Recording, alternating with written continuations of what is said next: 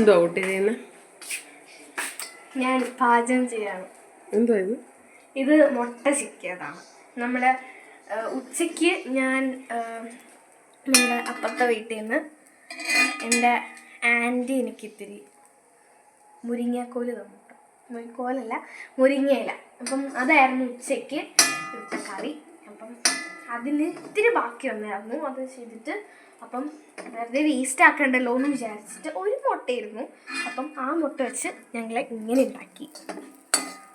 ഓരോരുത്തർക്കും, ഞങ്ങൾ 3 പേരാണ് വീട്ടിലുള്ളത്.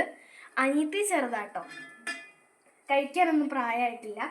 അപ്പം ഞങ്ങൾക്ക് ഓരോ പേർക്കും ഓരോ സ്പൂൺ വീതം, അങ്ങനെയാണ് ഇത് കഴിക്കാൻ പറ്റുന്നത്. ഒരു മുട്ട ആയതുകൊണ്ട് തികയില്ല. അതാ നിങ്ങളിങ്ങനെ മുരിങ്ങ ഇല വെച്ചിട്ട് ഇങ്ങനെ മുട്ട ഉണ്ടാക്കിയിട്ടുണ്ടോ? ഉണ്ടാക്കിയിട്ടില്ലെങ്കിൽ ഉണ്ടാക്കണം കേട്ടോ, നല്ല ടേസ്റ്റാണ്, അടിപൊളിയാണ്.